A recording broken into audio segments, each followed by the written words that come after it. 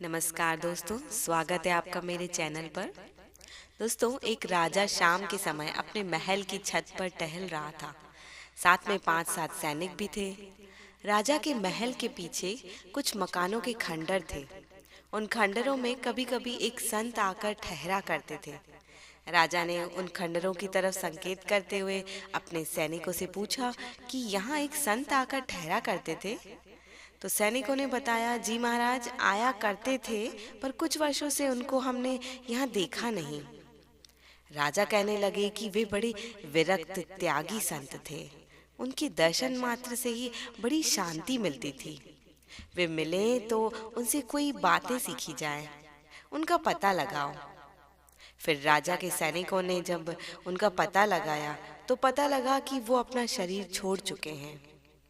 मनुष्य की ये बहुत बड़ी भूल होती है। जब कोई सामने मौजूद होता है तब उनसे लाभ नहीं ले पाते, और जब वे नहीं रहते तब हम पछताते हैं।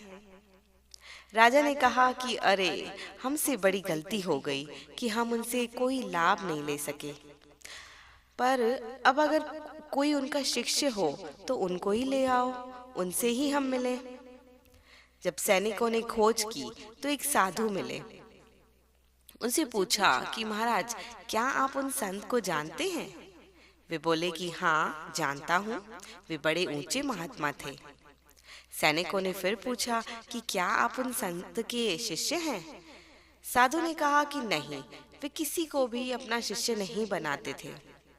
साधु ने कहा कि नहीं, पर हाँ, मैं उनके साथ रहा जरूर हूँ। राजा के पास ये समाचार पहुंचा तो राजा ने उनको ही लाने की आज्ञा दी। जब राजा के सैनिक उन साधु के पास गए और बोले कि साधु महाराज, हमारे राजा ने आपको बुलाया है, हमारे साथ चलिए। साधु बोले कि भाई, मैंने क्या अपराध किया है? क्योंकि राजा लोग ज्यादातर उसी को लाने की आज्ञा देते हैं जिन्होंने कोई अपराध किया हो। तब सैनिकों ने कहा कि नहीं साधु महाराज, आपको तो वे सत्संग के लिए, पारमार्थिक बातें पूछने के लिए बुला रहे हैं। कृपया आप हमारे साथ पधारें। वे साधु अच्छा कहकर उनके साथ चल दिए। राजाओं के यहाँ आसन का बड़ा महत्व होता है। किसको कौन सा आसन दिया जाए, किसको कितना आदर दिया जाए, किसको ऊंचा किसको नीचा आसन दिया जाए, इसका विशेष ध्यान रखा जाता है। तो राजा ने साधु के बैठने के लिए गलीचा बिछवा दिया और खुद भी उस पर बैठ गए, जिससे ऊंचे नीचे आसन का कोई विचार ही ना रहे। साधु ने बैठते ही अपने दोनों पैर राजा के सामने फैला दिए। अब ये देखकर राजा ने सोचा, कितना मूर्ख है, सभ्यता को नहीं जानता, कभी राज्यसभा में गया ही नहीं होगा, इसलिए राजाओं के सामने कैसे बैठना चाहिए इसको नहीं आता। परंतु राजा बहुत बुद्धिमान था। उन्होंने ज्ञान सहित प्रश्न पूछा, पैर फैलाए कब से? इस पर साधु महाराज बोले, हाथ सिकोड़े तब से। मतलब ये कि कुछ लेने की इच्छा होती तो हम हाथ फैलाते और पैर सिकोड़ते, पर हमें लेना कुछ है ही नहीं, इसलिए हम हाथ सिकोड़ लिए और पैर फैला लिए।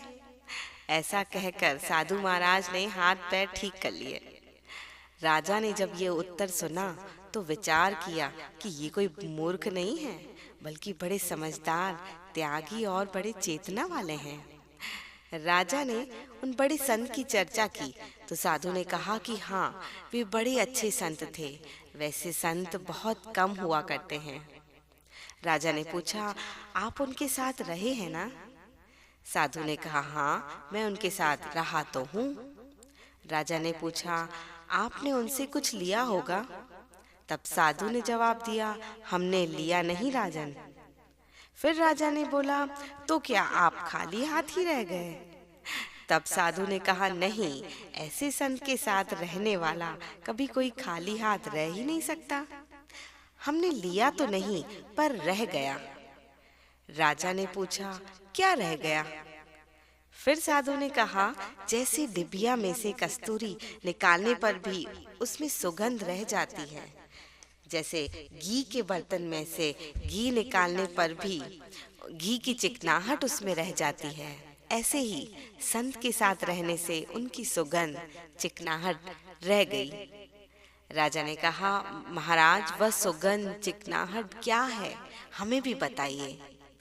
तो साधु ने कहा, राजन ये हम साधुओं की बात है, हम फकीरों की बात है, आपको समझ में नहीं आएगी, आप राजा हैं, आप जानकर क्या करेंगे। तब राजा ने कहा, नहीं महाराज, आप जरूर बताइए। तब साधु ने उन संत के जीवन की एक घटना सुनाई। वे साधु घरों से भिक्षा लेते और पाकर चले जाते, यही उनका प्रतिदिन का नियम था। शहर से भिक्षा लाते समय बीच में भीड़ बहुत रहती थी, इसलिए स्पर्श दोष से बचने के लिए वे वहीं बैठकर भिक्षा ग्रहण भी कर लेते थे।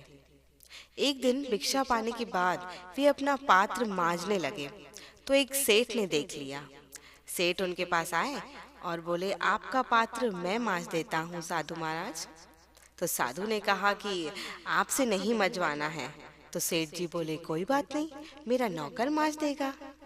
साधु ने कहा कि मेरे लिए आप में और नौकर में कोई फर्क नहीं है, आप मांजे या नौकर मांजे, क्या फर्क है? फर्क तो तब पड़ता है जब मैं आपको बड़ा आदमी समझूं और नौकर को मामूली समझूं।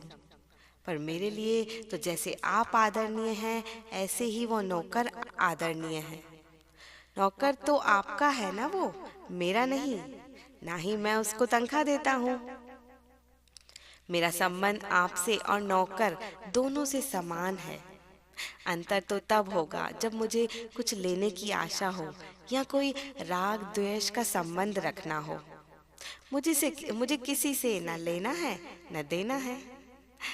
अब साधु ने राजा को समझाया कि राजा जी, आपने बताने का आग्रह किया, इसलिए उन संत से हमने यह सीखा कि समता का भाव कैसे रखा जाए, समदृष्टि कैसे रखी जाए और निस्वार्थ जीवन कैसे जिया जाए।